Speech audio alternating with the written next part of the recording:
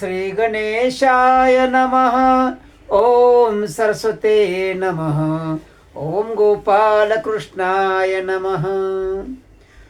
मुख्य रावणे सुबुद्धी पूर्ण टाकिली वेदांची खंडे करुण. आणि स्वतः रावणाने बुद्धी चालवून वेदांची 4 खंडे करून टाकली. तपाचरते दारुण ठाई ठाई राक्षस. आणि त्या लंकेमध्ये असे राक्षस, प्रत्येक राक्षस तपश्चर्या करायचा. गळ्यामध्ये रुद्राक्षाच्या माळा घालून ऐशे बोलता वायू नंदन. असं कोणी सांगितलं? श्रीरामाला हनुमंतांनी सांगितलं. रघुनाथ झाला उद्विग्न ऐशी लंका पुण्यपरायण. आणि राम काळजीत पडली की अशी पुण्यवान लंका आणि आपण काय करायचं, कशी काय स्वारी करायची. ते मज सर्वता नाटोपे. एवढी पुण्यवान लंका आहे, एवढे राक्षस तपश्चर्या करतात वृक्षाच्या बाळा घालून, आणि वेदाची 4 खंडे केली ज्या रावणाने, हे कसे मला आटोपतील. ऐसे जेथे सत्कर्माचरण तेथे नांदे यश कीर्ती कल्याण. आणि जिथं सत्कर्म असतं त्या ठिकाणी लक्ष्मी नांदते, यश आणि कीर्ती प्राप्त होते. तरी ते होता नये लंका भुवन बहुयत्न करिता आहे. हे लंका नगरी असं मला वाटतच नाही. तेव्हा क्षण एक रघुनाथ निवांत बोले चिंताक्रांत. राम चिंताक्रांत झाले. भोवते वानर तटस्थ पाहू लागले ते काळी. आणि संपूर्ण वानर समाज जो आहे लढण्यासाठी आलेले हे श्रीरामाकडे पाहू लागले. मग श्रीराम म्हणे मारुती तू सांगितली राक्षसांची स्थिती. परितया क्षमा उपरती शांती विरक्ती मुख्य जया. म्हणले तुम्ही रावणाची परिस्थिती सगळी सांगितली.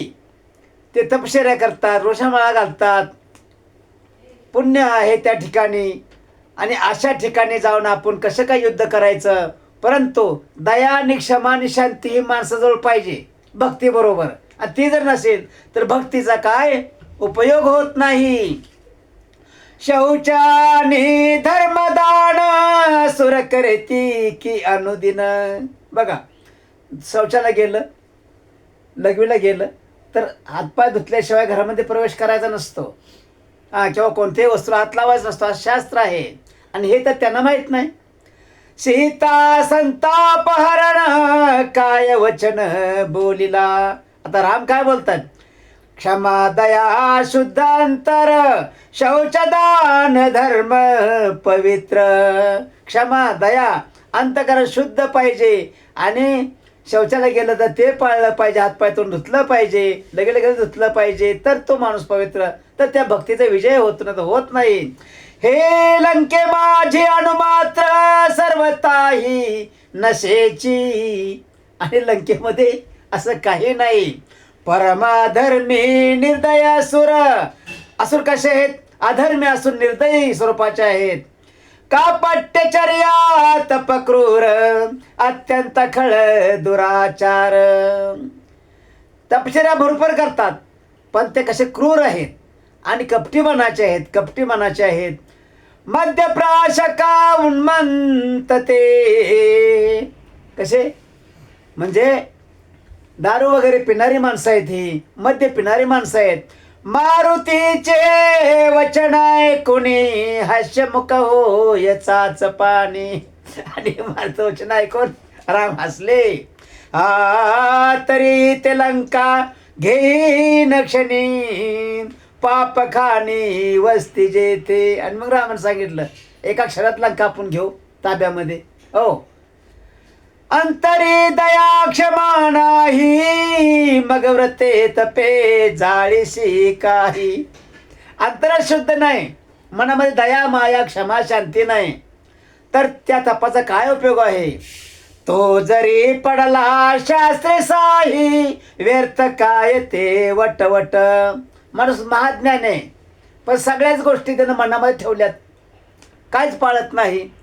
नटा माझी लकामिण, की कोलाटियाचे शुरत्व पूर्ण. नाटक आहे.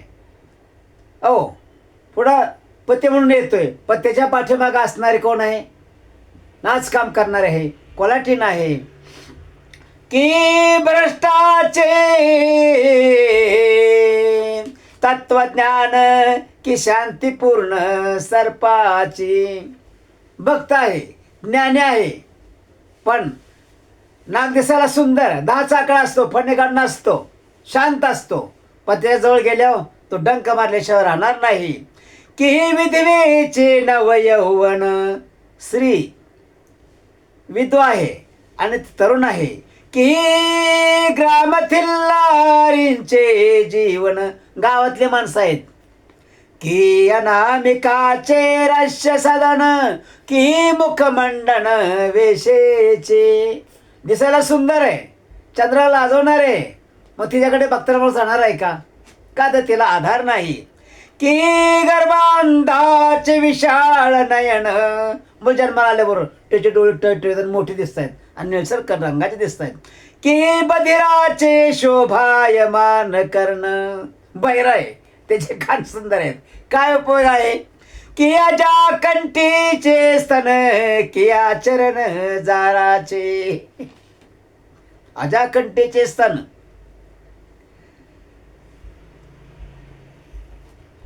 तर बघा एकच स्तन असतं एका प्राण्याला, ते फार सुंदर असतं, पण ते कसं आहे, माणसाला खाणारी वस्तू आहे, त्यामुळं त्याचा काय उपयोग आहे? की साव चोराचे गोड बोल. चोर आहे, अति गोड बोलतो, पण तो चोर केल्याशिवाय राहत नाही. की मैंदाची शांती खोल, वाट पाडे निर्मळ, निरंजनी बैसले. मग जे रस्त्याने लोक चालतात, जे मारामारी करणारे असतात, जे चोरी करणारे असतात, ते कितीही गोड बोलले तरी साधूचा वेश जरी घेतला ते साधू बनू शकत नाहीत. की दाट लागले कंटकवन, आपण निघालोय आणि खूप दाट झाडीचं जंगल सुरू झालं. की दांबिकांचे व्यर्थ भजन, तैसे भूतदये वाचून ज्ञान व्यर्थची. बघा माणसं मोठ्या मोठ्यानं ओरडतात, भजन म्हणतात, पण एका त्याला उलटा बोलला तर तो त्याला तोडून खाली सोडणार नाही. अशा माणसाचा काय उपयोग आहे? राग लोभ हे सगळं, क्षमा शांती दया हे सगळं माणसाच्या मुठीमध्ये पाहिजे, तर त्याचा उपयोग नाही तर काही उपयोग होत नाही. त्याचा एकांत व्यर्थ देख, जैसे बिळी बैसले मुशक. बघा उंदीर बिळामध्ये असतो, पण सावधान असतो, सारखं त्याला बाहेर बघायची सवय असते. शांती त्याची जैसा बक, मत्स्यहरणार्थ बैसला. त्याला माहित आहे बाहेर निघावं तर मांजर आपला खाईल उंदराला, तसं पाण्यातल्या माशाला बगळा कधी खाईल कधी उचलल सांगता येत नाही, कारण तो बगळाच आहे. त्याचं ध्यान मासा कधी बाहेर येतो मी त्याला कधी पकडतोय. भस्मांगी चर्चित साचार, जैसा करडा लोळे खर. बघ भस्म अंगाला लावले, कपाळाला लावले, पण जर तो गाढवासारखा जर उखड्यात लोळणार असेल काय उपयोग? की अरण्यात वस्ती निरंतर, वृक व्याघ्र जैसे का. अरण्यामध्ये कुणी राहावं? वाघाने सिंहाने तर पशुपक्ष्यांनी राहावं, माणसाचं काम नाही. तेने तीर्थी केला वास, तरी काय तोळे आहेत वायस. जसं मानसरोवरामध्ये कावळ्याने जर स्नान केलं तर ते हंस म्हणून आकाशामध्ये उडून जातात, असे कोणतेही पक्षी हंस बनवून उडून जाऊ शकत नाहीत. की तीर्थजळी मंडूक विशेष, वट वटती विशेष. जिथं पाणी असतं तिथं बघा बेडकं राऊंड राऊंड राऊंड राव करत असतात, सारखे डावळ करत असतात. तेने पाहिल्या 64 कळा, परिती तुक्या जाणाव्या विकळा. दया क्षमेचा नसता जिवाळा, कळा त्या विकळा जाणीजे. दया क्षमा शांती ही जर जवळ नसेल तर त्या मानवाचा काय उपयोग नाही, त्या दैत्यांचा काय उपयोग नाही, आणि ते जर देवांच्या जवळ बी नसलं त्यांचाही काय उपयोग नाही. तेने केले वेदाध्ययन, जैसा करावरी वाहिला चंदन. त्याने कितीतरी वेदाध्ययन केलं असलं आणि चारे वेद त्याला प्राप्त असले तरी जो सर्व समाजाला सर्व जातीला एक मानत नाही, त्याचा काय उपयोग आहे. किंवा हे लोक असतात, जैन लोक असतात, त्या जैननं काय केलं होतं, फक्त आपलेच देव ठेवले मंदिरामध्ये ना आपले देव सगळे समुद्रामध्ये बुडवले, पोत्या आपल्या सगळ्या समुद्रामध्ये बुडवल्या. भगवान शंकराने शंकराचार्याचा अवतार घेतला आणि त्या जैनाला शिक्षा दिली की त्याला सरस्वती माता प्रसन्न होती. एका मडक्यामध्ये असे तोंडवर काढून बोलायचे वेद, आणि हा नुसतं बाहेर तोंड हलवायचा की समोरच्या माणसाला वाटलं पाहिजे की हा खरंच वेद बोलतोय. आणि शंकराने ते जाणलं आणि ओळखलं आणि त्याला सांगितलं हे सगळं खोटं आहे. सरस्वतीला सांगितलं प्रगट हो, वाईट माणसाला साथ देऊ नका ना. आज चारी वेद बोलतोय म्हणजे मी त्याला ज्यावेळी उलटी तपासणी सुरू केली तेव्हा त्याला मागचं कायच आठवत नाही, हा खोटा आहे म्हणून सांगितलं की आताच्या आता सगळं कर मी सांगितल्याप्रमाणे. आमचे संपूर्ण मूर्ती, संपूर्ण शास्त्र जे आहेत, ग्रंथ आहेत, हे सगळे बाहेर आण आणि मंदिरात म्हणजे आमच्या मूर्ती स्थापित कर. तुझी मूर्ती एका साईडला राहायला पाहिजे तर. मग त्या लाकडाच्या मूर्त्या असतात का नाही, त्यांच्या असतात. षड्रस पाकी दरवी पूर्ण, व्यर्थ जैसे फिरून या. अहो 6 प्रकारचं त्याला अन्न खायला घातलं, काय उपयोग आहे त्याचा माणसाचा किंवा जनावराचा. त्याचे वरी वरी कीर्तन, की गौरियाचे गायन, की मध्यपियाचे भाषण, शब्द ज्ञान तैसे त्याचे. वरवर कीर्तन कोणी करू नये, अंतर मनापासून करावं. बिंबीच्या देठापासून जगाला खरं काय ते ब्रह्मस्थानापासून निर्माण करून सांगावं. तर आणि शब्दाचं ज्ञान त्याला माहीत असलं पाहिजे. आणि हे आसन सुद्धा एखादा दारूवाला सुद्धा कीर्तनकार असतो. काय काय कीर्तनकार दारू पितात, ते सांगतात सगळं, पण गुण त्याचं परब्रह्माला प्रसन्न करण्याची ताकद असेल त्याच्यात, असं कधी होऊ शकत नाही. जैसे वृंदावन फळ, वरी वरी दिशे निर्मळ, की धोत्रा फळ रसाळ, फणसा समदिशे पै. धोत्रा व्हायला की धोत्रा काटेरी असतो, त्याला फळ फणसासारखंच असतं, उखरेड्यामध्ये उगवतं बघा ते. हां, फणसासारखंच फळ असतं, लालसर लालसर असं. त्याचा काय उपयोग आहे. अवघा वेळ चुना मथिता, परी नवनीत न लगे हाता. काय सांगितलं, चुना पाण्यात टाकला आणि त्याला रेवीन जर फिरवला तर त्याचं दही बनवू शकत नाही आणि दह्यासारखं होऊ शकत नाही. चुना तर चुनाच. शिकता हरळ शिजविता, मावाळ नव्हे कल्पांती. हरळ जी गवत शिजून जी कधी भाजी होईल का, नाही होणार. त्याला काय पाहिजे, भाजीच पाहिजे. तुंबिनीचे अत्यंत कडू फळ, शर्करेत ठेविल्या सर्व काळ. बघा लिंबाची लिंबोळी असते, ती साखरेत ठेवली तरी गोड होऊ शकत नाही. किंवा कारलं असतं, साखर शिजवा पण ते गोड लागणारच नाही, थोडं देऊन कडवं लागलच ते. परी त्यांतरी गोड होईल, हे कल्पांती घडेना. लाखो वर्ष ठेवलं त्यात तरी ते गोड होणार नाही. कल्पांत घडेना म्हणजे चंद्र सूर्य आहे तोपर्यंत सुद्धा ते शक्य नाही. चुना माखोनी वायसा, बळेची झाला राजहंस.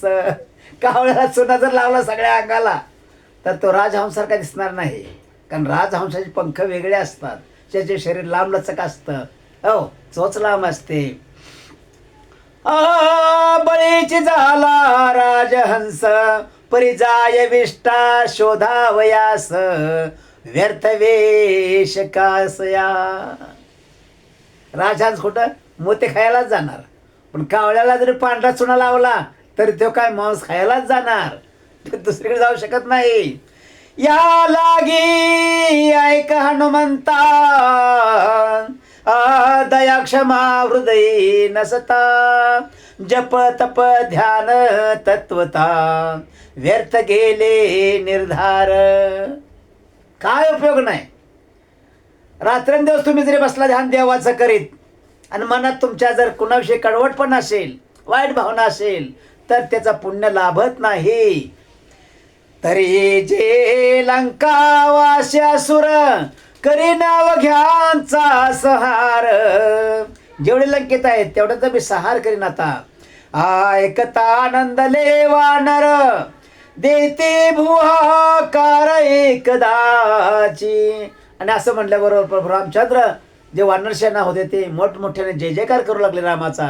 असो ब्रह्मपत्र मागे वाचले, ते विरंचीने होते लिहिले, हनुमंते लंका दहन केले, परिनगर झाले सुवर्णाचे. पाठीमागच्या बदललेलं होतं. हनुमंताने लंका जाळली, पण ते नंतर अवघी लंका सोन्याचीच झाली. ते ऐकून या मात आश्चर्य करी कौसल्या सुत. आणि ते लक्ष्मणाच्या मुखातून ऐकल्यानंतर राम आश्चर्य करू लागले. असं कसं होऊ शकतं, का होऊ शकत नाही. गोरक्षनाथाला बचनाथ म्हणले, माझं सोनं, माझी सोन्याची वीट कुठं आहे. हो, मला किलो तळेन दिले होते, मग मला ती वीट पाहिजे. हो, गोरक्षनाथाने सांगितलं सोनं किती पाहिजे. उभे राहिले. मंत्रा सद्गुरूला दत्ताला आदेश दिला आणि विभूती आकाशामध्ये फेकल्याबरोबर डोंगरावर राहिलेली बाकीचे फेकले. अख्खा सुवर्ण अख्खा पर्वत सोन्याचा झाला. आणि त्या सोन्याच्या पर्वतावर शेवटी जीव घातलं मच्छिंद्रनाथाने सगळं देवादेकांना. मग जांबवंताशी पुसता हा वृत्तांत कैसाशे. नंतर जांबवंताला प्रभू रामचंद्राने विचारलं की हा वृत्तांत कसा काय आहे. तो बहुकाळांचा पुरुष, देखिले ऐकिले असे बहुवस. अनंत युग गेली तर तू जिवंतच आहेस, तुला सगळ्या युगाची माहिती आहे, तर तू सांग. तो ब्रह्मयाचा अंश अयोध्याधीश म्हणून पुसे. म्हणले तो ब्रह्मयाचा म्हणजे ब्रह्मदेवाचा अंश आहे. ओ वय गुणे तपे बहुत, वडिलाशे जांबुवंत. हा जांबुवंत जो आहे हा ब्रह्माचा मुलगा आहे. ह्याला वय मर्यादा नाही, ह्याला मृत्यू नाही, हा चिरंजीव आहे. म्हणून सापे पूर्वी सांगे पूर्वी वृत्तांत, जय लंका नगर वसत पै. लंका नगरी कशी वसली म्हणजे लंका नगर कसे बसलं आणि कसं ते निर्माण झालं हे जे हकीकतात आहे का. जय गजेंद्राचे करुणे उद्धरण, वेगे परतला रमा रमण. तो कर जोडून म्हणे सुपर्ण, क्षुदेने बहुव्यापिलो मी. आणि गजेंद्राचा उद्धार करून म्हणजे कळलं का, ज्या टायमाला नदीमध्ये मगरानं हत्तीचा पाय धरला आणि हत्ती मोठ्या मोठ्यानं ओरडू लागला आणि शेवटी कुण्या आपल्याला सोडायला येत असं दिसल्यावर त्या गजेंद्रानं म्हणजे त्या हत्तीनं विष्णूचा धावा सुरू केला. आणि त्या ठिकाणी भगवंत प्रगट झाले. सुदर्शन चक्र सोडून त्या पाण्यातील मगराचं शिर उडवलं, त्याला मारून टाकलं. आणि परत जात असताना हात जोडलं त्या हत्तीनं आणि सांगितलं मला पाणी प्यायचं आहे. आणि मग तिथं पाणी पुन्हा त्याच्यापेक्षा जास्त आणि जवळ त्यांच्यातून कडून आणलं आणि त्याला पाणी पाजलं. मग बोले श्रीकरधर. श्रीकरधर म्हणजे विष्णू. गजेंद्र नकांची कलेवरे थोर ती बक्षून येई सत्वर ऐकोळी पक्षींद्र उडाला. आणि म्हणले आता तो सुकेरा आणि आकाशामध्ये उडाले. नक्र गजेंद्राची कलेवरे दोन्ही उरगारी घेऊनी उडे गगनी. दोन शरीर कोणाचं, एक गजेंद्राला घेतलं आणि त्या मगराला घेतलं आणि गरुडावरती भगवान साक्षात विष्णू बसले आणि आकाश मार्गाने उडाले. तो भ्रुभंग पक्षी उनी विभाग मागे खगेंद्रा गरुडे न लगता क्षण भ्रुभंगाचा घेतला प्राण. जंबूवृक्षाची शाखा पाहून वैनते बैसला. तो 60 सहस्र वाल किल्ले ती त्या शाखेशी टांगुनी घेतले. अरुणानुजे बळ तुळिले तो शाखा विशाळ मोडिले. आणि त्या झाडावर 60 लाख ऋषीमुनी टांगून घेतलं. शतयोजने शाखा थोर आणि त्या वृक्षाच्या फांद्या कशा शतयोजने 100 मैल चारी बाजूला होत्या. पडता मृत्यू पावतील विप्र आणि जर त्या फांद्यावरून हे जर पडले ऋषी मुनी तर काय होईल. शाखा हाती मुखी गजानक्र कशा पसुत उडाला. आणि या सर्वांना कुणी तारलं, त्या गजेंद्रानं तारलं. मग बोले विष्णू वाहन आणि मग गरुड महाराज काय बोलू लागले, म्हणे मी कोणास जाऊ शरण. शाखा सोडिता ब्राह्मण 60 सहस्र मरतील. आणि गरुडाने विचार केला, हे जर वर्ण हात सुटले यांचे, हे जर फांद्या मोडल्या तर 60 सहस्र हे ऋषी मरतील. कश्यप बैसला अनुष्ठानी त्यावरी पक्षी छाया धरली गगनी. आणि त्या ठिकाणी कश्यप महाराज समाधी जाऊन बसले होते आणि त्याच्यावर त्या वृक्षाची छाया होती. तोवर ते पाहे विलोकुणी तव सुता संकटी पडेला. तेव्हा कश्यप ऋषीने प्रार्थून खाली उतरविले ब्राह्मण. आणि 60 सहस्र वाळ किल्ल्यानं खाली उतरवलं. मग कश्यप म्हणे पुत्रा लागून शाखा येथे न ठेवी. आणि ब्रह्मदेवाने सांगितलं, आता या ठिकाणी ही शाखा ठेवू नका. या शाखे कारणे पूर्ण मानव घेतील एकमेकांचा प्राण. आणि हा जर वृक्ष या ठिकाणी ठेवला सोन्याचा तर कलियुगामध्ये सगळे मानव एकमेकाचा जीव घेतील, एकमेकाला मारून टाकतील. मग विहंगोत्तमे शाखा उचलून लंकागिरीवरी पातला. आणि त्या वृक्षाला उचललं सर्वांस आणि लंकेमध्ये नेऊन ठेवलं. तेवढा पाय त्याचा रुतला तोचा त्रिकुटाचल झाला. आणि त्यालाच आपण त्रिकुट पर्वत असं म्हणतो. गरुडे आहार तेथे घेतला टाकुनी गेला शाख तेथे. आणि गरुडाला भूक लागली म्हणून गरुड त्या ठिकाणी उतरले होते सगळं घेऊन आणि जाताना तिथं ठेवून गेले सर्व काही. त्यावरी मग लंका वाशिनली ते सुवर्ण शाखा शेतळी. हनुमंते लंका जाळली मुसा ओतली शाखेची. आणि ती लंका अशी तशी सोन्याची नाही, नुसते वरूनच नाही, तळापासून ते सोन्याचे आहे. या लागी सुवर्णाची लंका झाली जाण योध्या नायका. तो वृक्षच कल्पवृक्ष तळाला आहे आणि त्या कल्पवृक्षामुळं आज ह्या नगरीला सुवर्णाची कांती प्राप्त झाली. तो अर्कज म्हणे मुहूर्त निका ते समयाशे पै. आणि म्हणले त्यावेळी मुहूर्तही चांगला होता. विजयादशमी नक्षत्र श्रवण त्या दिवशी निघाला रघुनंदन. आणि विजयादशमी दिवशी नक्षत्र चांगलं आहे असं बघून भगवान प्रभू रामचंद्र निघाले. पूर्वी रघुहाची मुहूर्त पाहून, आणि रघुराजा जो होता त्यानुसार हाच मुहूर्त पाहिला होता युद्धासाठी. दिग्विजयाशी गेला होता. आणि रघुवीर राजा सुद्धा ह्याच विजयादशमीला चांगलं नक्षत्र बघूनच युद्धाला गेले होते आणि त्याचा विजय झाला होता. सर्व शुभ योग ते क्षणी जयतिथी माळा घेऊनी.